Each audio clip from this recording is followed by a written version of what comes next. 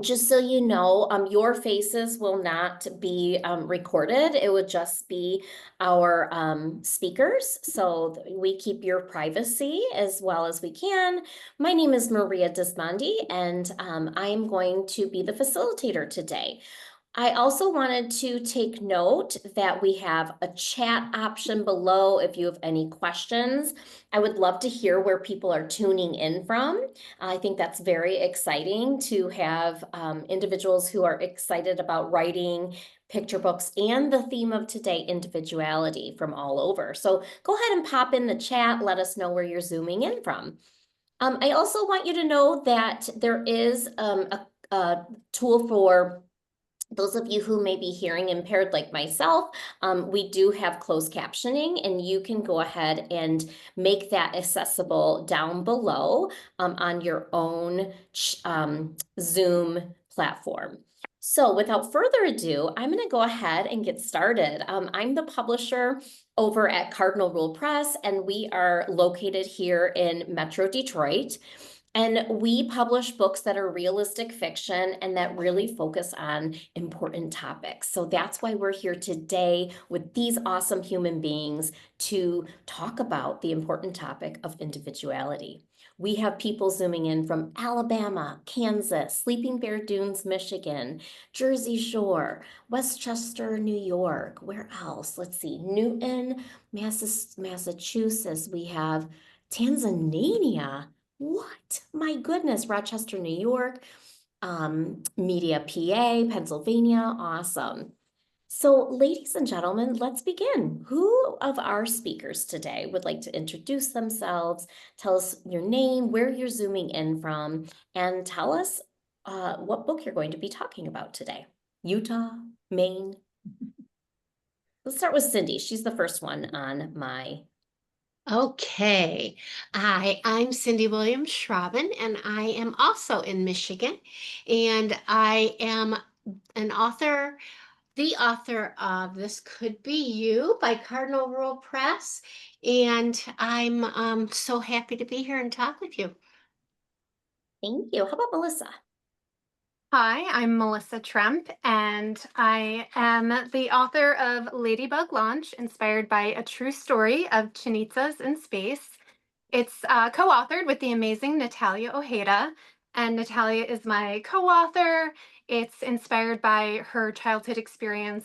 She grew up in an inner city of Santiago, Chile, and her classmates convinced NASA to take their incredible ladybug experiment to outer space. And it really changed the trajectory of her life, and it's an inspiring story. And while I love writing all kinds of things, my second book is an astronaut biography, and I have a third book that I can't announce yet, but it's also nonfiction. So I love inspiring stories, and especially that are lesser known. Wonderful. Thank you so much. Welcome. Berrie, let's go ahead and have you introduce yourself.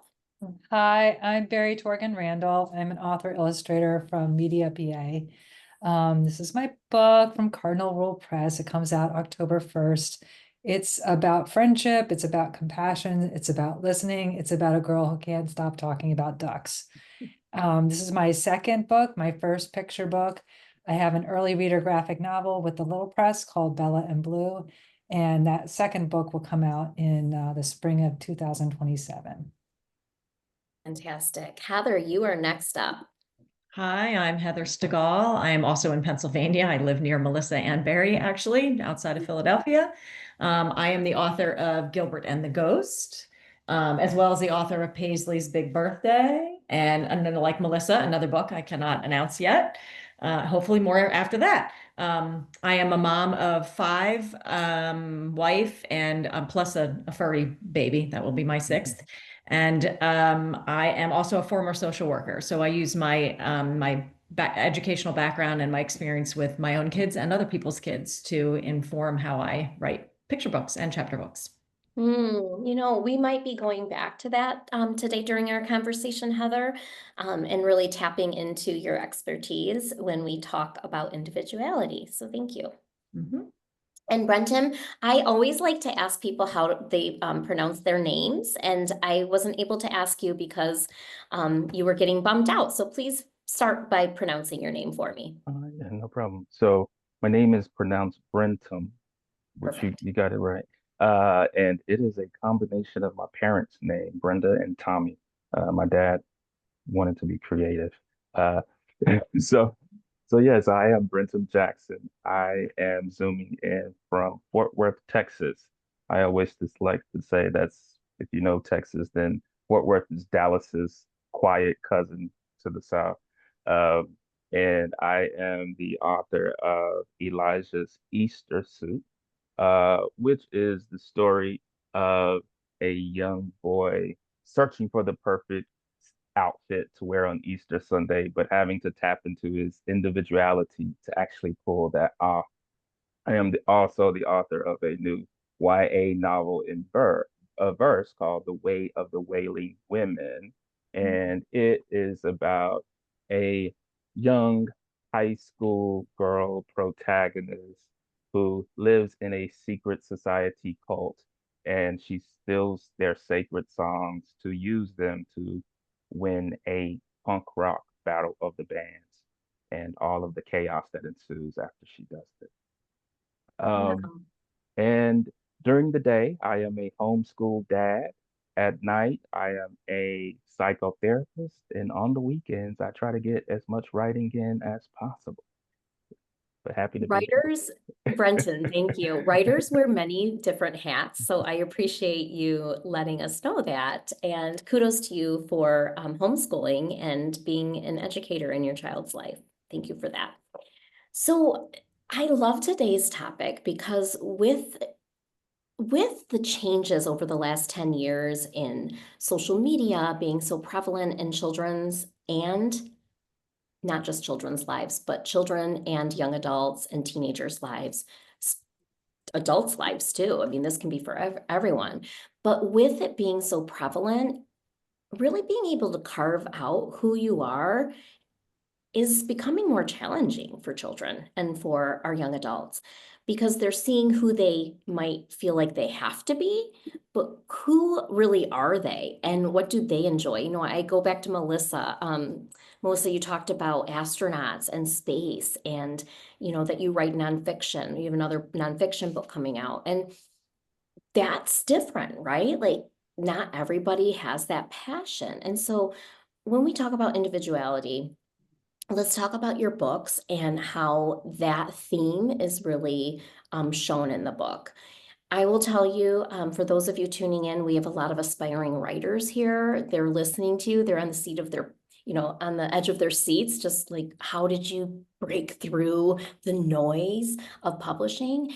And I will tell you, one of the things that I do is market research. So I'm constantly looking, what is selling in children's books and what are parents and teachers asking for?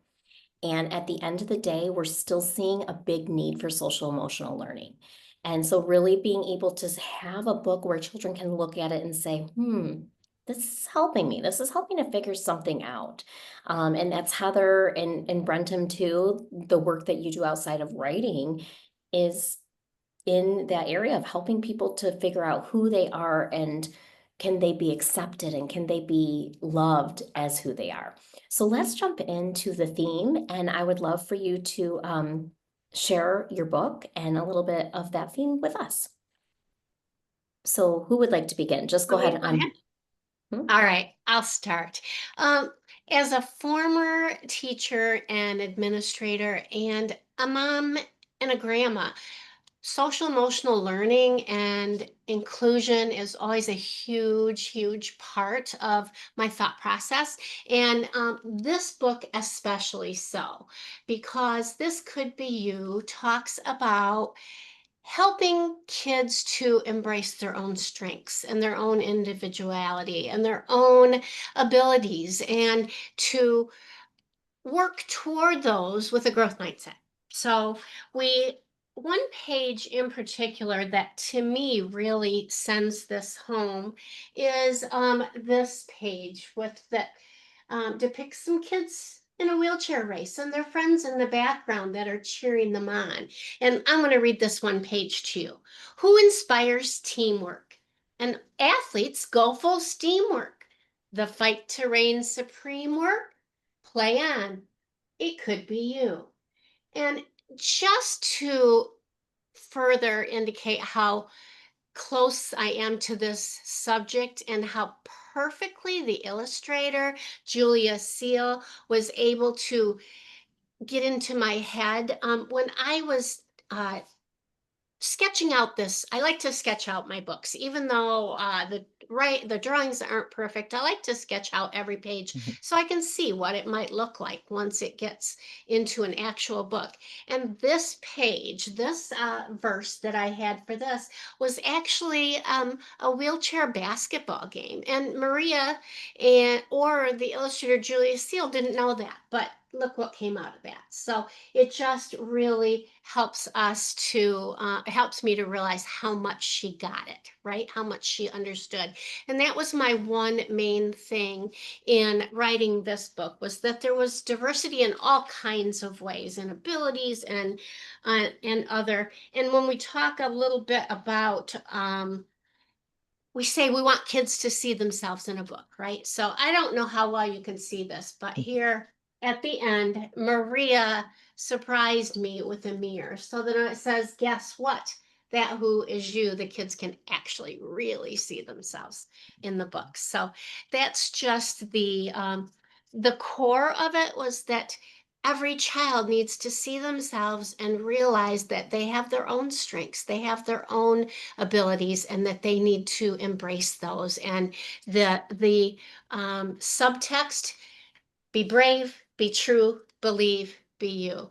And probably my most rewarding moment, or one of them as an author, was at my launch when a little boy came running up and said, "Mama, Mama, look, it's me, it's me." And so that just hit me, right? That's what I wanted. That was the whole purpose there. So Thank you, Cindy. Let's Mhm. hear from someone else. Go ahead and jump in.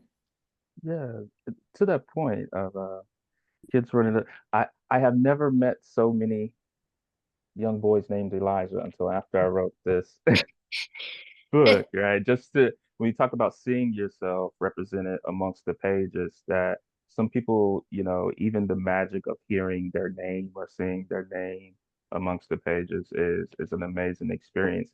And to the point, I'll kind of answer both questions. How do you possibly kind of like break in with something that's meaningful to the reader? For me, it started with kind of digging through my own childhood and wondering what was those experiences that if I had the chance to go back and react differently, what would they be? And the book Elijah's Easter Suit was birthed from a conversation I had with my grandmother one evening. Me and my dad had been on the hunt a couple of, days before Easter Sunday, and I was around the age of 13, and I was going through some type of growth spurt where my arms were longer than my legs and my torso was shorter than my chest, and like all of these things were happening in my body, and I didn't know how to react. And I went home and I was talking to my grandmother and I was complaining because all that we could find was this very, very interesting color of orange type suit that would fit me. And she said, well, even that's amazing because back in my day, the most we could do was possibly make our clothes if we could find a shop that would allow us in. Right. So that hit me. And I remember that conversation. I still wore that orange suit. But if I could go back, right, I probably would do something like Elijah did in this story and really test my creativity and individuality to see what I could make for myself, right? What I could come up with. And that was kind of the insight to me that the stories that really speak to you probably come from deep experiences you've had, but also experiences that you would want to go back and re-author or rewrite, right? And so that also ties into the work I do in my job as a therapist. One of the things we always ask clients to do is to revise the narrative, right? The cognitive ways that you're thinking. I know you think this is what's going to happen in the end, but what if there was a different ending to this story? And can we just sit with that for a while and possibly allow those emotions to become positive emotions? So, yeah, I definitely think individuality in that way is important. Well, thank you for that. And I also like how you're adding in some of your inspiration for writing as well. Barry, you are unmuted. Do you want to go next? Yeah, sure. So, Brentom, I have to tell you that my son's name, who the book is dedicated to, his name is Kellen, and his name is my grandparents' names combined, so Ken and Helen. And this story is actually a story that happened, something that happened when my son was in preschool, and I was the librarian in the adjoining school. And his class came over, and he just I started reading and he just kept interrupting me, like tapping me and just interrupting. And first I was annoyed because my son's just not behaving. I'm a librarian. What's he doing? But he really wanted to tell me, what the teacher told me later was he really wanted to tell me right then and right there, and he couldn't get it out.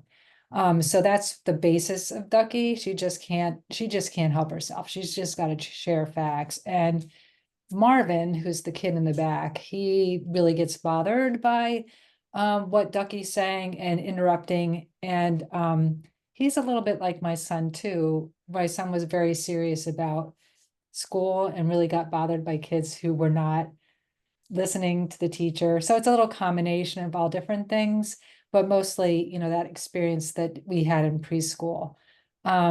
He's definitely, the kids are just quirky, and he was, one of my quirky kids, besides the kids that when I was a librarian, the kids that I taught, definitely the quirky ones, the ones that stand out as individuals, are usually the ones that give you the best ideas. But then it was also the quiet ones too, that you should pay attention to, and they need to be catered to as well.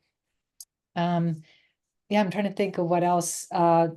My favorite part of the book is when this is one of the hardest ones to draw, was this bus scene where Marvin gets very upset with Ducky because he tells her that she's not a duck, she's Margaret with her real name, and she knows she's not a duck, and she knows that she doesn't have feathers like a duck, or can't swim like, or can fly like a duck, but she can swim like a duck. And so she helps Marvin, who's not a good swimmer, feel comfortable in the water. And come to find out that Rocky is a rock expert, and he spurts out the different information about rocks, so much so that his friends call him Rocky. And then the two of them, once she takes the time to listen, the two of them become good friends at the end. So it's about friendship, compassion, all those things, and quirky kids, things that I write about. Fantastic. Thank you. And Melissa?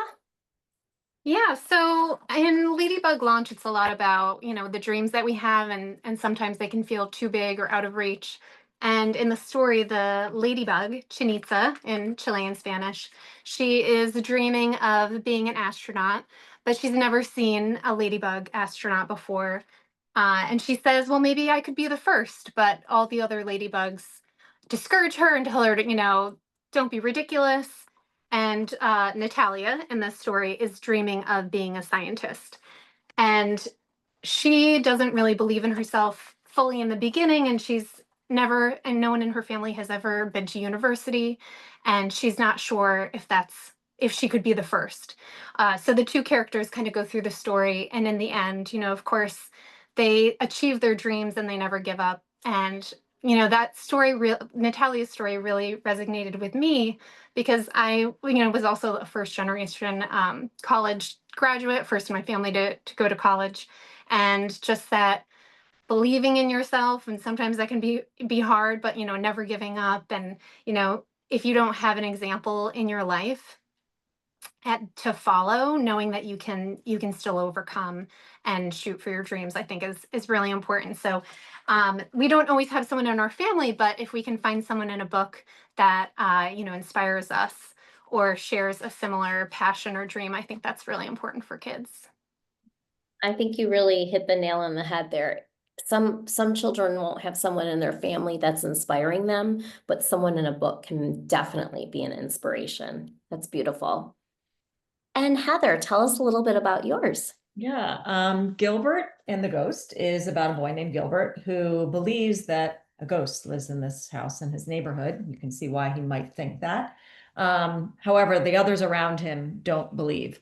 And even though the text and the art doesn't directly say, it's apparent from, hints that you get in the text and the art that Gilbert might move about the world a little bit differently.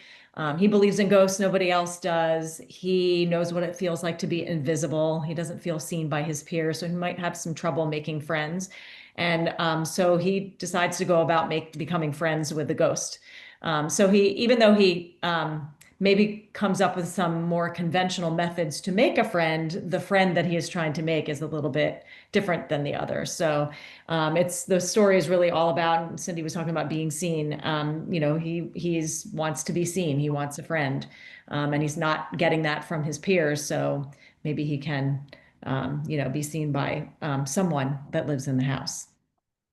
That's awesome. And it's so timely for this time of year as well, Yeah. as we go into October. The next part, excuse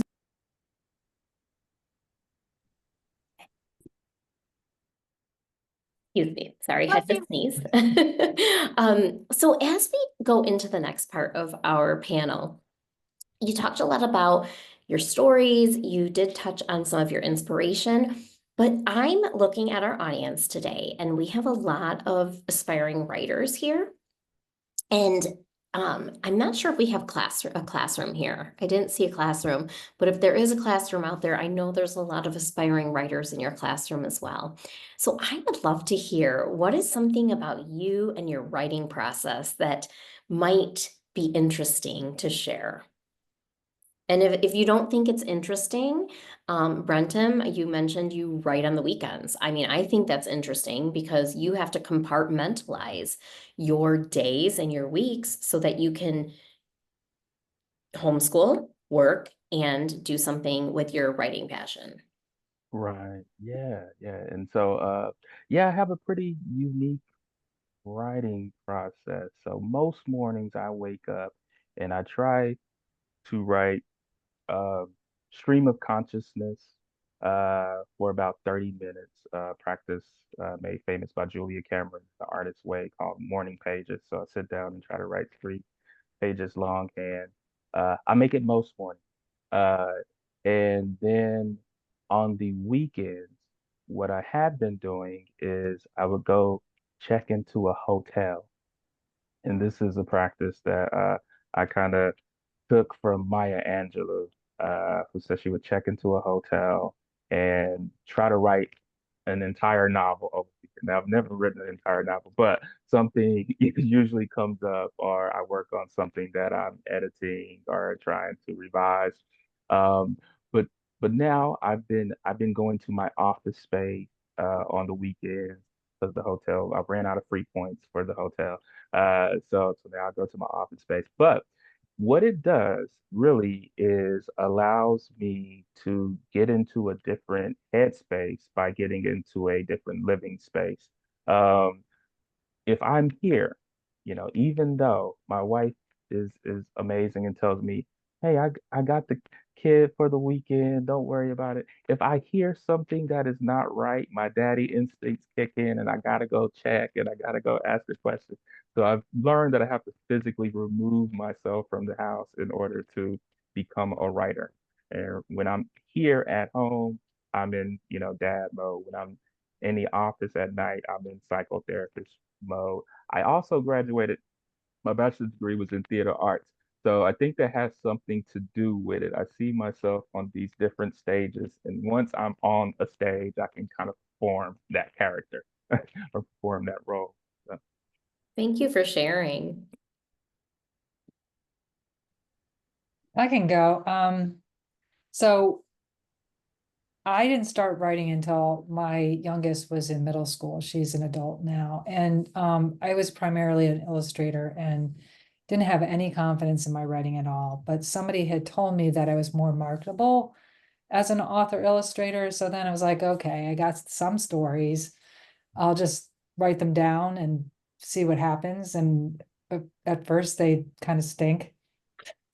And a lot of those manuscripts are sitting on a shelf collecting dust. But it takes it takes courage to write and to submit.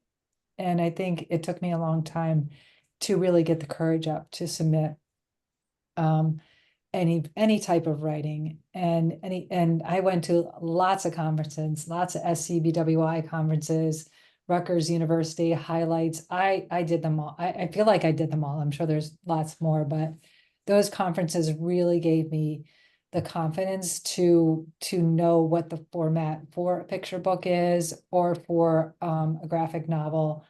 And I really feel like it took me all this time to get published because I was working up to being a writer and working on my portfolio at the same time.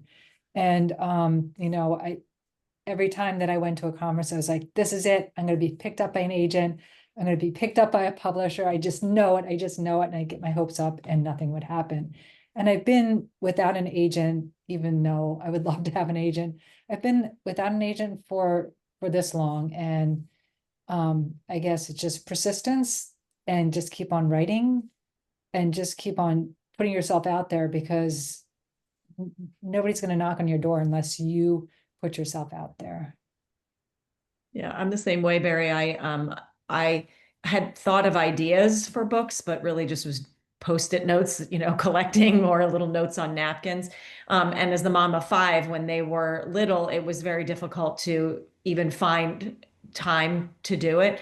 So I really didn't get serious about it until my youngest was in school, probably full time. Like, it took 18 years for my kids to actually be in school all day. So that was, you know, a long time of collecting ideas. Then I felt ready to kind of devote the time, but I found I had to work in the cracks of time, you know, whether it was a weekend or while waiting for a pickup in between activities, or the few minutes like in between a nap, or, you know, and the kids, other older kids coming home and I had to help them with homework or whatever.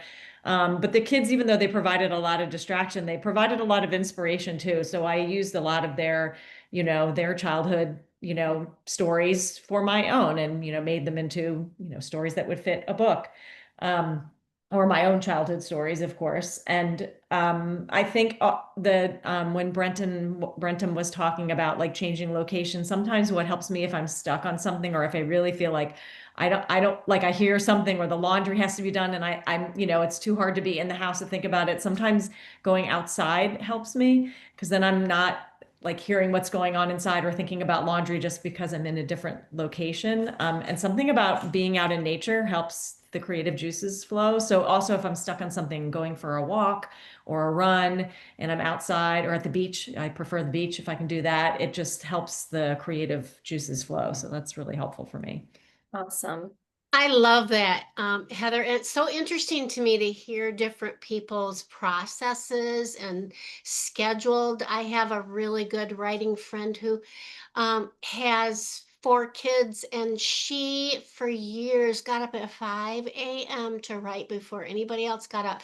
And how she did that, I don't know. But there's different seasons in it too. Like Barry, I didn't get started writing real early. I always wanted to, but I never took that step.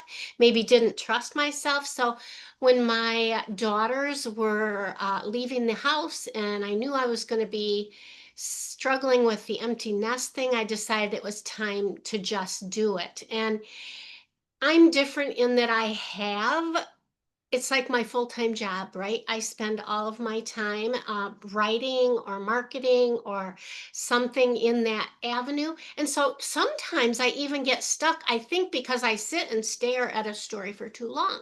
So I think there's something to be said too about taking yourself back, either in those different places like you're talking about, or for me, it's finding another creative endeavor that's within the writing space, but different, for whether that is inspiring other authors to do their thing with videos or whatever it be, or whether it's trying to sketch out my own words to see what they might look like on paper. Sometimes I have to just change it up that way to look at the creative process in a different way to, I don't know, joggle things up in there, and then it's like an idea will come.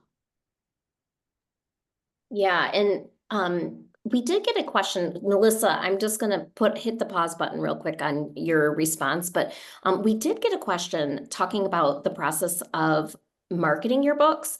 And does anyone do any pre-launch activities? It was definitely not on the agenda. So if any of our speakers want to head over to the chat and share that, I know I recently saw that Cindy is starting a platform for authors, and I think that's a great marketing tool and tactic. So if you want to share that in the chat, but let's go ahead and move over to Melissa and hear about your writing process.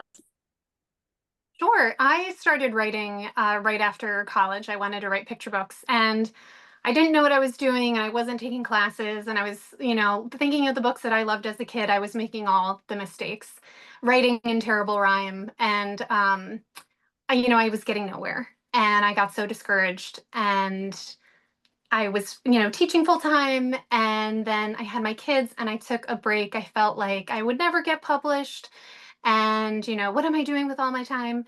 And then once I had my kids and was reading them picture books constantly, new picture books, then I was, when something's a passion, it never lets you go. So, I was like, I have to start writing again.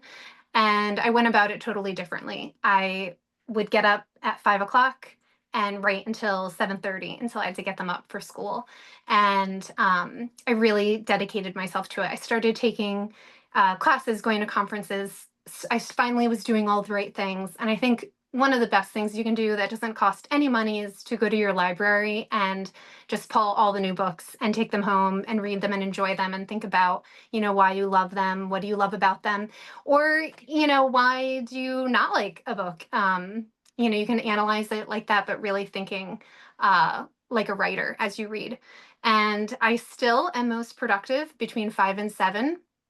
I have a high schooler now that gets up very early, and I have to get her to school.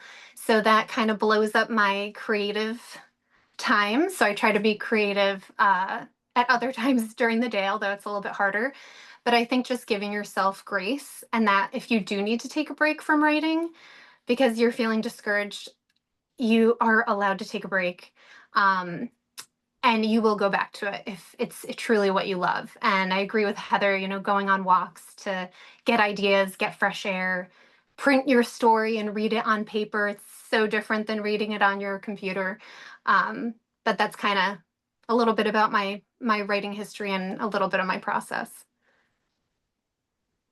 Excellent. Thank you so much. As we kind of begin to wrap up our panel, we have heard so many different words of advice, and I've been kind of typing a few out there. Cindy shared a platform that she started as a marketing and just support tactic for writers.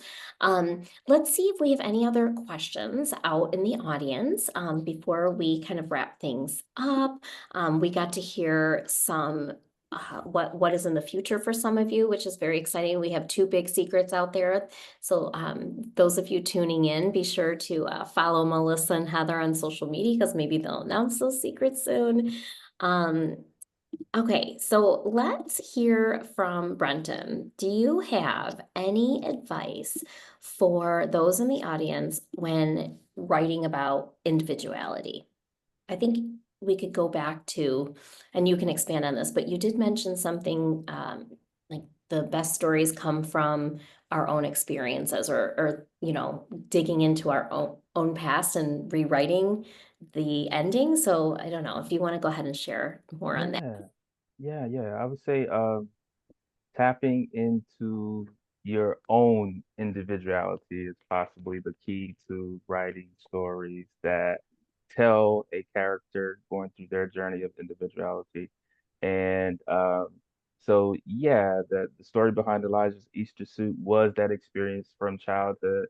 And then the story behind the way of the Wailing Women was my individuality as a, record collector, and I would come across these very um, obscure kind of records that legends had said they had been cursed, and if you listened to them, you were going to get hypnotized. And I just kind of went on a hunt to try to find all of these records. And I also was influenced by a documentary called Afro Punk, which became a big punk festival held in New York and on the East Coast. And so it was all of those things, coalescing. So the key is find those little quirks, individualities about yourself and see how far a story, right, can evolve from your own individual experiences.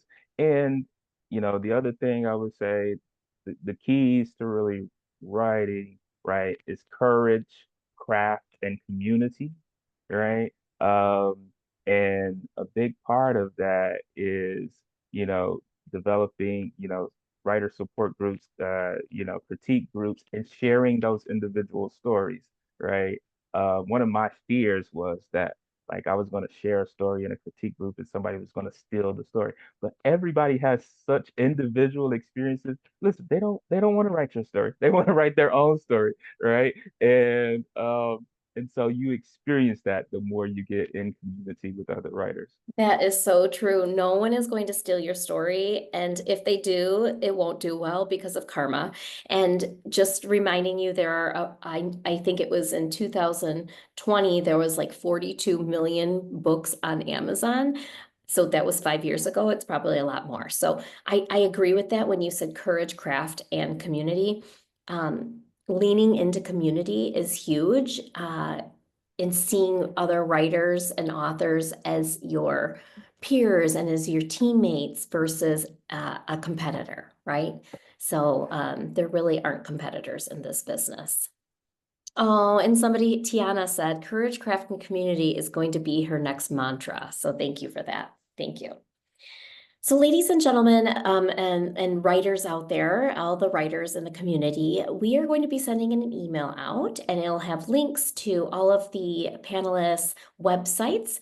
It'll also have, I'm blanking out because another question came in, but it'll also have links to their information, and it'll also have a couple tips for you as well. A couple tips as far as where to go as authors and illustrators that are looking for work and looking for the next step. Did anyone want to share as we wrap up? I know Heather and Melissa shared with us, but anything that is in the works, would anyone like to share something that's in the works? Cindy? I have a new book coming out in November, and it's called Hank's Change of Heart. And it also has a real individuality skew to it. It's a little boy who has a really unusual hobby. He loves hearts, all kinds of hearts.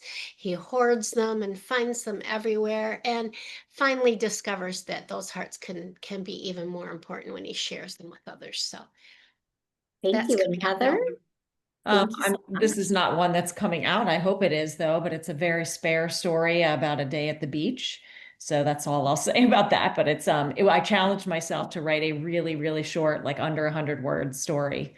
So it has a lot of art notes, which I know, we are all told not to do that, but it needs it because it's, under 100 words. I'm looking at another, I don't know if you want to ask that about where to find critique groups that have not become overpopulated with scammers. And I just want to say, if you're a member of SCBWI, like Berrie and I both volunteer for our chapter, and I'm actually the critique group coordinator for our chapter. So if you're a member in your region, you can reach out to your critique group coordinator, and they might be able to help you because it would be, not full of scammers. It's people who are members of the same organization.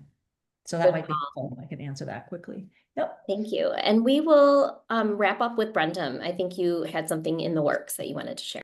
Yeah. So May 2026, my new picture book, Jubilee Jumps for Joy, comes out with Beaming Books. And then October 2026, I have another young adult first novel with West 44 called Gym Junkie, about a young man struggling with body dysmorphia issues. Um, and so all of those are in the works. 2026 sounds like a good year for you. This is exciting. Yeah, yeah. This is Thanks. exciting. Well, thank you to everyone who participated today. We appreciate your time. And for all of you tuning in, thank you so much for being here because our world needs more stories. Do not be afraid to share and submit and let others hear your voice. Thank you so much.